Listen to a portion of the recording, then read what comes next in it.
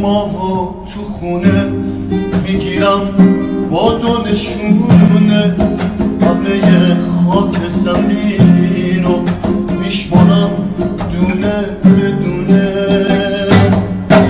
دنیا رو کورم میگیرم روزی 100 دقیقه میمیرم میکنم ستاره ها رو جلوی چشات میگیرم چشات حرمت زمینه یه قشنگ نازنینه.